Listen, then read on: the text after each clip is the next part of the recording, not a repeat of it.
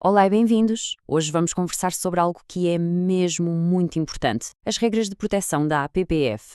Vamos tentar perceber juntos como é que este sistema funciona, quase como se fosse um escudo para proteger as pessoas e, claro, a natureza. Olhem, o nosso caminho vai ser este. Vamos começar por perceber a promessa de proteger. Depois, vamos ver a importância de obter permissão primeiro. A seguir, como é que se verificam os perigos. E depois que existe uma forma segura de falar. E por fim, que a responsabilidade, a responsabilidade é de todos. Então, vamos lá começar pelo início. Uma promessa para proteger. Mas, afinal, por que é que estas regras são precisas? Por que é que servem? Pois é, a grande questão é mesmo esta. Como é que se consegue cuidar da natureza, das florestas, dos rios e, ao mesmo tempo, proteger as pessoas e as comunidades que fazem desses lugares a sua casa? É exatamente para responder a esta pergunta que todo este sistema foi criado. A melhor forma de vermos isto é mesmo pensar num escudo protetor. São regras, sim, mas são regras obrigatórias que foram pensadas com base na experiência de muitos lugares do mundo. E servem para uma coisa muito simples: garantir que os projetos de conservação ajudam sempre e nunca, mas nunca, prejudicam ninguém. E talvez a parte mais importante de todo este escudo é que ele dá poder à voz das comunidades. E isto leva-nos direitinhos ao nosso segundo ponto: obter permissão primeiro. Ou seja, o direito de poder dizer que sim ou de poder dizer que não. O nome oficial é um bocadinho comprido: Consentimento Livre, Prévio e Informado, ou pela sigla CLPI. Mas a ideia é muito simples. Não se trata só de avisar o que se vai fazer. É muito mais do que isso. É um processo sério, em que se pede permissão e só se avança se a comunidade estiver de acordo. No fundo, é o direito de cada comunidade decidir o que acontece na sua casa, na sua terra. E como é que isto funciona na prática? Bem, tem de seguir estes 4 passos sempre por esta ordem. Primeiro, tem de se partilhar toda a informação, de forma que toda a gente entenda. Segundo, é preciso ouvir a comunidade com atenção. Terceiro, a decisão final, seja ela um sim ou um não, tem de ser respeitada e registada por escrito.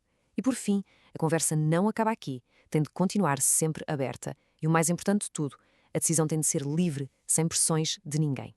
Muito bem, então, já vimos que a permissão da comunidade é o ponto de partida. Mas o que vem a seguir? Bem, a seguir vem o nosso terceiro ponto: verificar perigos, que é como quem diz, olhar bem antes de saltar. Isto significa que, antes de se mexer uma única pedra, é obrigatório parar e estudar todos os problemas que podem aparecer. E atenção, isto não é uma coisa que se faz num escritório longe das pessoas. É um trabalho que tem que ser feito com toda a gente da comunidade. Os mais velhos, as mulheres, os jovens. É preciso ouvir toda a gente para perceber o que pode correr mal. E, claro, para evitar que isso aconteça. E se mesmo assim se encontrarem problemas, existe um plano com uma ordem que tem de ser seguida à risca. A primeira regra, a regra de ouro, é sempre evitar o problema. Se não houver mesmo maneira de evitar, então o passo 2 é minimizar, ou seja, fazer com que o problema seja o mais pequeno possível. Se ainda assim houver algum estrago, o passo 3 é mitigar, que significa reparar e tentar pôr tudo como estava antes. E só, em último caso, se mais nada resultar, é que se passa ao quarto passo: compensar, ou seja, encontrar uma forma de retribuir à comunidade pelo dano que não se conseguiu evitar. Mas claro, por muito cuidado que se tenha, às vezes as coisas podem não correr como planeado. E se alguma coisa correr mal, o que é que se pode fazer? Bem, é aqui que entra o nosso quarto ponto: uma forma segura de falar para que qualquer pessoa possa fazer-se ouvir sem ter medo. A ideia principal é que seja fácil e, acima de tudo, seguro apresentar uma queixa. Como podemos ver, há muitas maneiras de o fazer e são todas confidenciais. Qualquer pessoa, seja da comunidade ou da equipa do parque, pode usá-las. E o mais importante de tudo, e quero mesmo sublinhar isto, é que a queixa pode ser anónima. Ninguém precisa de ter receio de falar. E esta frase é fundamental: tolerância zero. O que é que isto quer dizer?